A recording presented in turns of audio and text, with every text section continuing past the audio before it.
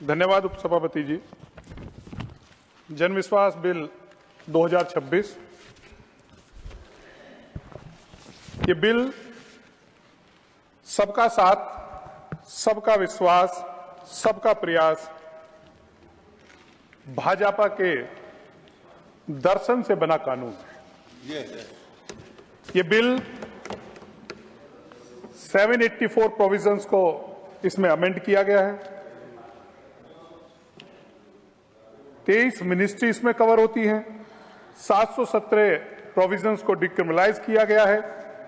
67 provisions को amend किया गया है और सेलेक्ट कमेटी को में 49 इसकी बैठक हुई, विस्तृत चर्चा हुई और तब जाकर ये बिल आज सदन के सामने आया है, लोकसभा से पास हो चुका है और इस पर आज हम राज्यसभा में डिस्कशन कर रहे हैं।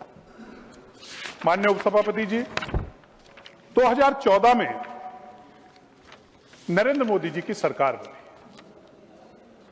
और नरेंद्र मोदी जी ने देश से वादा किया था कि सरकार अंतिम व्यक्ति के लिए काम करेगी और ये जन विश्वास बिल नरेंद्र मोदी जी के उस वादे की सीधी पूर्ति है। ये बिल दीनदयाल जी के अंत्योदय को अनुवादित करता है। ये बिल 75 वर्षों तक शासन में रहने वाले कांग्रेस के लोगों को, जो उन्होंने एक दंडात्मक उपनिवेश राज्य बना दिया था, जो अपने नागरिकों, अपनी प्रजा को नियंत्रित करने के लिए एक डिवाइस माना गया था, यह उसको बदलने वाला बिल है। यह बिल भारत को एक वैश्विक अर्थव्यवस्था बनाने वाला बिल है। माननीय उपसभापति जी, यह बिल दीनदयाल जी के अंत्योदय, अंतिम पायदान पर रहने वाले व्यक्ति की सोच को दर्शाता है। यह बिल जो दीनदयाल जी ने कहा था, किसी समाज के विकास का पैमाना यह नहीं है कि वह विशेषाधिकार प्राप्त कुछ लोगों के लिए क्या करता है। अभी हमारे संजय जी चले गए, मनोज जी अभी बात कर रहे थे और यह बिल है जो दीनदयाल जी ने कहा अंतिम पायदान पर रहने वाले व्यक्तियों के लिए, उसको दर्शाता है। दीनदयाल जी ने कहा था किसी समाज के विकास का पैमाना यह नहीं है कि विशेषाधिकार प्राप्त कुछ लोगों के लिए क्या करता है, बल्कि यह है कि वह पंक्ति में अंतिम खड़े व्यक्ति के लिए क्या करता है। और यह बिल अंतिम पायदान पर खड़े होने वाले व्यक्तियों के लिए ये बिल है। ये दीनदयाल जी का ने एक बात और कही थी, ये बिल अति अपराधीकरण की मानवीय लागत का उसका एक उदाहरण भी है। मैं 2-3 उदाहरण देकर अपनी बात को आगे बढ़ना चाहूंगा। मैं एक उदाहरण के तौर पर ये बिल एक समाज में एक फल विक्रेता, अगर उसका तराजू जिस पे वो वेट करता है उसके निरीक्षण में थोड़ा भी गलत पाया जाता है, तो जो आज का कानून है उसमें क्या है, उसके लिए प्रोविजन क्या है, लीगल मेट्रोलॉजी एक्ट के तहत ये आपराधिक अभियोजन है, उसे सजा मिलती है। और ये बिल क्या करता है, उस फल विक्रेता के लिए है बिल। ये विधेयक उसे चेतावनी देने के बाद उसकी आजीविका जुर्माना, उसके बाद चेतावनी, जुर्माना और इससे उसकी आजीविका को सुरक्षित करता है। यह है आम व्यक्ति के लिए बिल। ये उस फल विक्रेता के लिए है जिसकी तराजू के लिए भी उसको आपराधिक कानून के अंतर्गत आता है। ये बिल उस छोटे कारखाने मालिक के लिए है कि अगर वो रिटर्न में उसकी भरने में थोड़े समय की चूक हो जाती थी तो उसको भी क्रिमिनल एक्ट लग जाता था। ये उससे उसको मुक्ति देने वाला बिल है। ये बिल सड़क के किनारे एक मैकेनिक जो अपने परिसर में डिस्प्ले लाइसेंस बिना काम करे करता था, उसको जो आज का कानून है वो कहता है कि यह अपराध है। लेकिन क्योंकि अंतिम पायदान पर रहने वाले व्यक्ति की सोच और जिसका वादा देश के प्रधानमंत्री नरेंद्र मोदी जी ने किया ये बिल कहता है, ये विधेयक जुर्माना और उसके लिए ये जुर्माना वह भुगतान करता, जुर्माना लगाता है, उसका अनुपालन करता है और वो अपने काम पर लौट आता है। उस पर कोई आपराधिक मुकदमा अब नहीं होता है। ये व्यक्ति, ये मैकेनिक के लिए जीवन में एक परिवर्तन लाने वाला बिल है। उस आपराधिक जो उस पर कानून का दायरा लगता था उससे मुक्त करने वाला बिल है। ये बिल महात्मा गांधी जी की भावनाओं के अनुरूप बिल है। ये बिल स्वराज, न्यूनतम बल प्रयोग और राज्य की शक्तियों को, सीमाओं की जो सोच महात्मा गांधी जी की थी उसको प्रदर्शित करने वाला बिल है। महात्मा गांधी जी ने कहा था, राज्य हिंसा की एक केंद्रित और संगठित रूप से प्रतिनिधित्व करता है। शासन को नागरिक की नैतिक एजेंसी पर निर्भर होना चाहिए, ना कि जेलर के डर पर निर्भर होना चाहिए। ये महात्मा गांधी जी ने कहा था।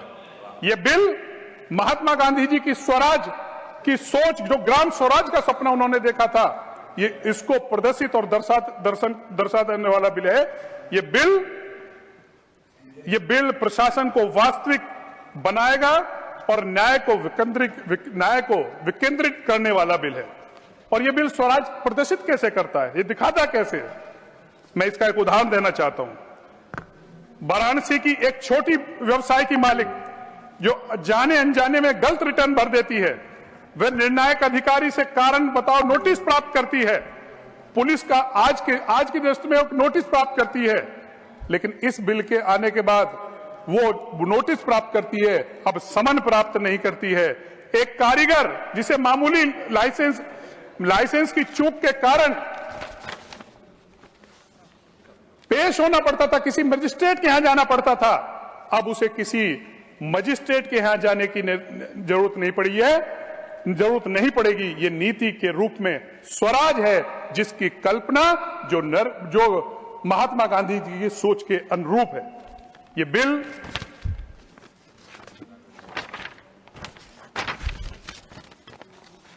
बिल 2026 एक कानून के साथ साथ राजनीतिक दर्शन का भी एक बयान है।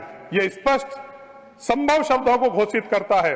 यह भाजपा की नेतृत्व वाली सरकार सजा के ऊपर विश्वास, जबरदस्ती ऊपर अनुपातिक नियामक राज्य की दुविधा के अनुरूप नागरिक की गरिमा में विश्वास रखती है। माननीय उपसभापति जी, मैं एक ऐसे समाज से आता हूं कि जिसमें करोड़ों पशुपालक और जिनका मुख्य धंधा पशुपालन है, और मैं भी उससे जुड़ा हुआ हूं। ये बिल में पहले क्या था, अंग्रेजों का कानून क्या था? अभी हमारे शक्ति सिंह जी चले गए, मेरे बारे में कुछ बात कर रहे थे, अच्छा होते वो सुन लेते। इसलिए क्यों मैं इस बिल का समर्थन कर रहा हूं? मैंने 2-3 उदाहरण तो दिए, एक उदाहरण और देना चाहता हूं। आज देश में कानून क्या है? कानून है कि अगर किसी का मवेशी, पशुपालक का कोई पशु प्रतिबंधित सरकारी परिसर में घुस जाता है, गलती से, वो हमारी अन्नपूर्णा जी बैठी हैं, हम और आप एक ही हैं, अगर हमारा पशु चला जाए, खूंटे से छूट जाए, वो चला जाए, खुल के चला जाए, किसी सरकारी परिसर में घुस जाए, तो पता है उस पशुपालक को क्या सजा मिलेगी? उसे 1 महीने से और 6 महीने की सजा मिलती है। बोलो, यह है अंग्रेजों का कानून। और आज मैं बधाई देना चाहता हूं देश के प्रधानमंत्री नरेंद्र मोदी जी को, पीयूष गोयल जी को, कि उन्होंने उन करोड़ों पशुपालकों की पीड़ा को समझा और ये जो सजा हमें मिलती थी उससे मुक्त करने का काम किया है। इसके लिए भी मैं आभार व्यक्त करता हूं। और अंत में यह विधेयक सबका विश्वास और केवल एक नारा नहीं है, ये जन विश्वास विधेयक 2026 के साथ यह देश का कानून भी बन गया है। इसके साथ साथ मैं अब देश के प्रधानमंत्री नरेंद्र मोदी जी को बधाई देते हुए और ये अंतिम पायदान पर रहने वाले व्यक्ति में के जीवन को ईज ऑफ, उसको जो कम से कम हस्तक्षेप होगा राज्य का, वो सुनिश्चित करेगा। अपनी बात समाप्त करता हूं। बहुत बहुत धन्यवाद। धन्यवाद। श्री मस्तान राव यादव विडा। Thank you, Chairperson sir. On behalf of my party, Telugu Desam Party, and our leader, Sri Nara Chandrababu Naidu Garu, I rise to speak on the Jana Viswas Amendment of Provision Bill 2026, ma'am. This bill reflects a progressive shift in governance. It aims to reduce fear of criminal penalties, promote trust-based compliance, and create a more business-friendly and citizen-friendly regulatory environment across the country. Benefits of the bill, ma'am. The Jan Viswas Bill 2026 is a landmark reform that focuses on decriminalization and rationalization of laws.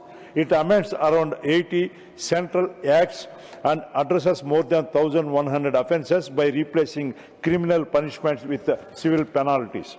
First, the bill removes unnecessary criminal provisions. Many minor and technical offences that earlier carried imprisonment will now attract only monetary penalties. This reduces the burden on the courts and prevents harassment of citizens and businesses for procedural lapses.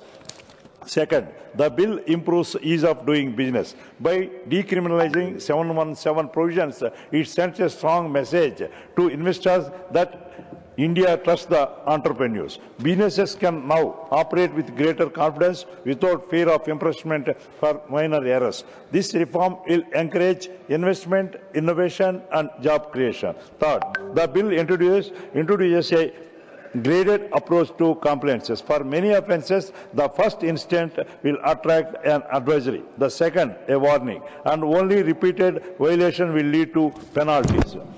Fourth, the bill modernizes penalties. Fifth, it introduces